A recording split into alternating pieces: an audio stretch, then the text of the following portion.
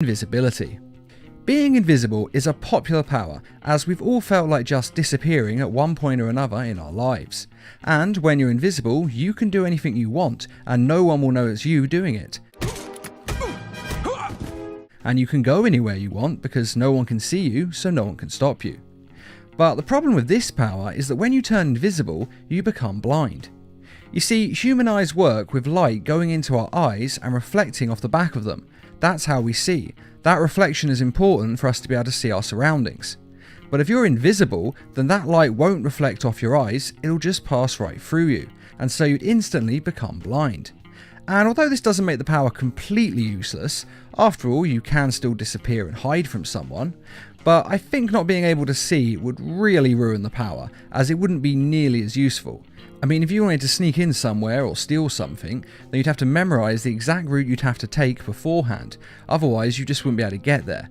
And memorising an entire route of a complex place is pretty difficult, especially if there's moving parts or other people going around, because you wouldn't be able to see them and you could walk straight into them.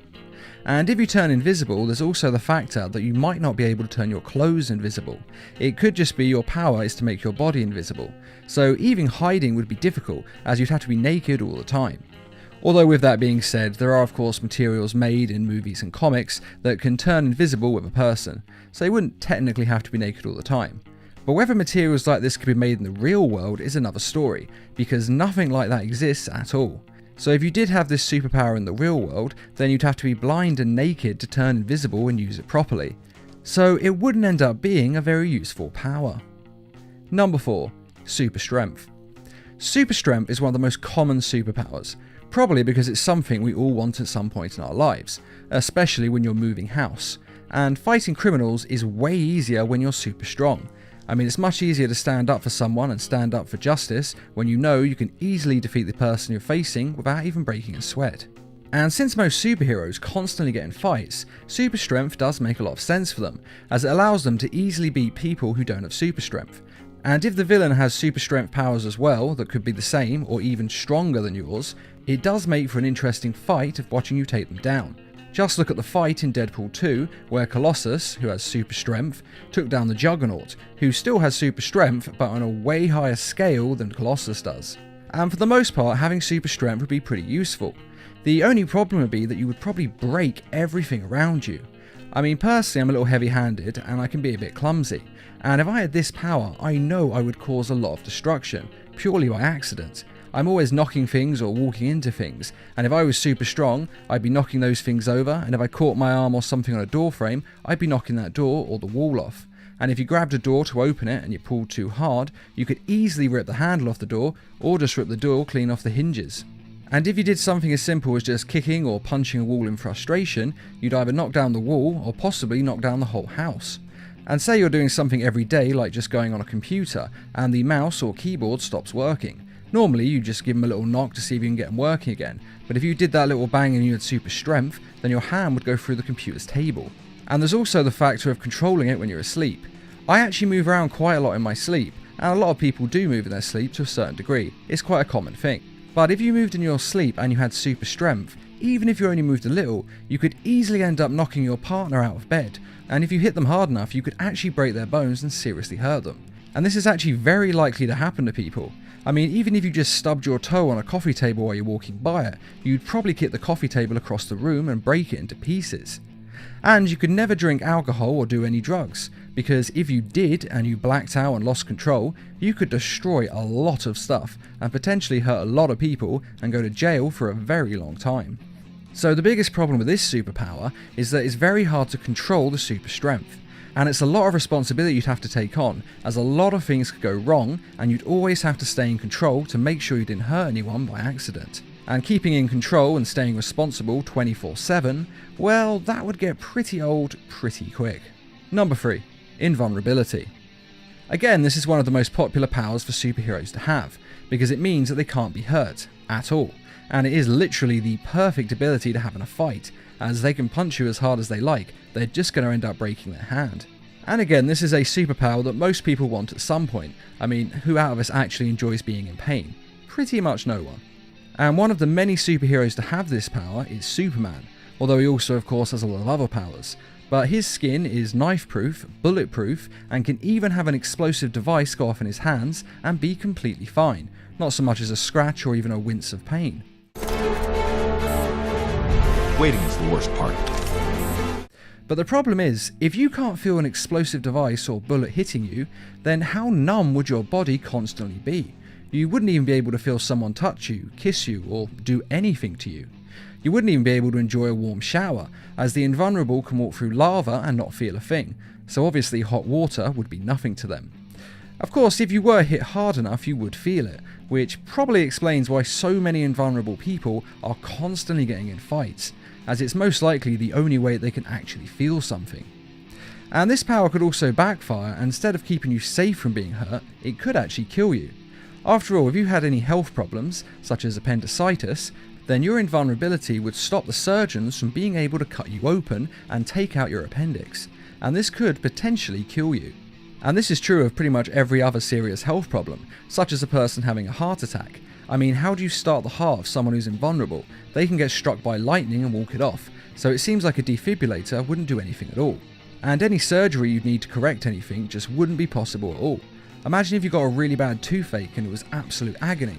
You wouldn't be able to get rid of it because you're invulnerable, and you just have to live in the pain. And that's the problem with invulnerability.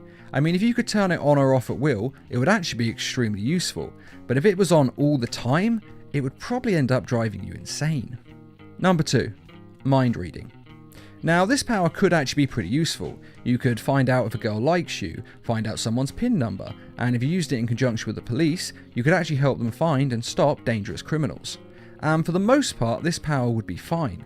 The only real downside is that no one would ever trust you again, as they'd think you are constantly reading their mind, and they just wouldn't want to talk to you or be near you because they don't want people poking around in their head.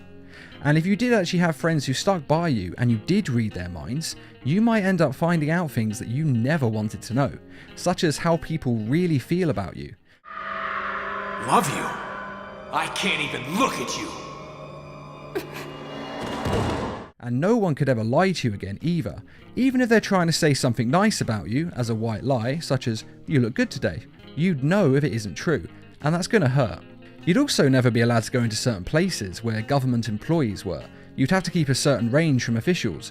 I mean, after all, you couldn't go near the president when he's got the launch code for nukes, because you could easily read them and take him out of his mind. So there'd actually be a lot of restrictions on what you could do, because you can't have access to classified information. So most likely any country you were living in would actually end up giving you a permanent escort to make sure you're not going in the wrong places. Though of course that's only if people actually know about your powers. If you keep it to yourself, that's not really an issue. But even if you do keep it to yourself, you'd still have the problem of always knowing if a person is lying to you. And let's be honest here, people lie to each other a lot. It's not just saying you look good when you look bad, but it's also little things like a person could make a joke and it wasn't really that funny, but people laugh at it anyway because it puts them at ease.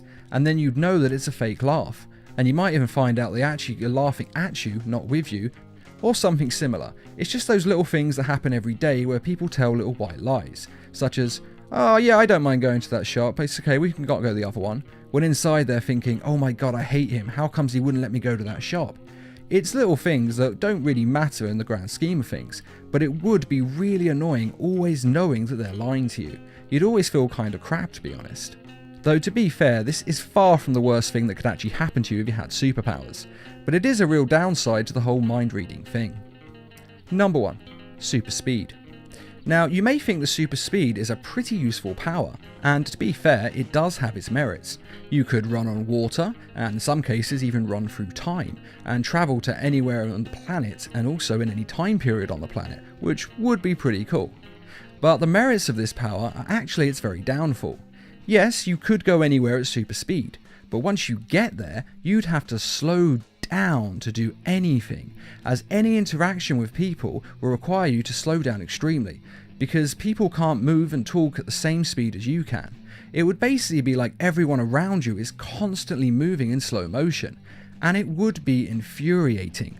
I mean, it could be fun at first, zipping around them and doing things they can't see, but you'd pretty quickly get sick of it, because everyone would talk slowly, and it would just be extremely annoying, because you know you can move at super speed. An example of this was actually shown in Marvel Comics, when Quicksilver's powers were explained with a scenario. Imagine you're in a queue at an ATM, and there is an old lady in front of you who is confused by the machinery and doesn't really know what they're doing, and they're taking forever to get their money out. And you've been waiting for 10-15 minutes, when you know that you could easily just go in front of her, get your money out and go, and you'd be done in 30 seconds, and then you could just get on with your day. And this would be a speedster's life, constantly waiting for others, getting more and more infuriated at how long everyone is taking to do a task which you could do in a single second. I mean, this power would literally drive anyone insane with boredom. And there was also the problem of moving through a town at super speed. When the Flash does it on his TV show, it's fine, but in real life, this would be a disaster. You see, when an object moves at high speeds, there is a shockwave that goes with it. Like if you're standing on a train platform and a train zooms by, you can feel the wind whipping in your face as it goes. And it's the same if a car goes past you really fast, you can feel that shockwave with it. So if a person was moving at super speeds, their shockwave would be devastatingly powerful. It would be very dangerous and could destroy a lot of things. Running fast so you can go across water or even run through time would take an incredible amount of momentum, and with that momentum building up, when you run by anywhere, you'd literally rip trees out of the ground with your shockwave.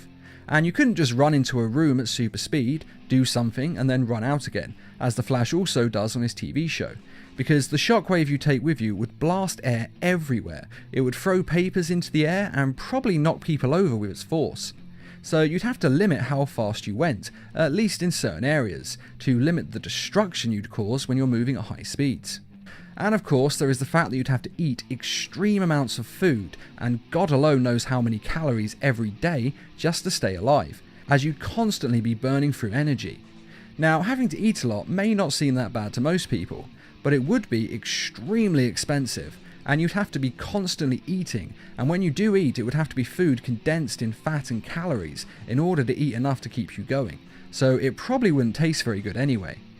Though on the plus side, it would always stop you from being fat. But even still, although this power does have some upsides, it has some enormous downsides. And it's the same with every superpower on this list. Of course, I would definitely say yes if anyone offered to give me these powers, but they would have these problems coming along with them. Now, I do have to say with all of these powers that there are exceptions to all the problems I've listed, as the powers can work differently from superpowered person to superpowered person. I mean, if a person got these powers through magic, well, the magic probably warps the rules of physics to make these problems go away. But for the most part, these powers would work as I've said, and they might actually end up being more trouble than they're worth. Now, I'm not trying to rain on anyone's parade, as I personally love superpowers, and I would have any one of these superpowers if I was given the choice. But in the real world, great power comes with a price, and this video is just saying that although it does seem great, there's always a downside to having these great gifts. And that is it for this video. Are there any other problems that you can see with these powers? And are there any other superpowers that you think would be more hassle than they're worth? Be sure to let us know in the comments, and I'd just like to say a quick thank you to those who made this video possible.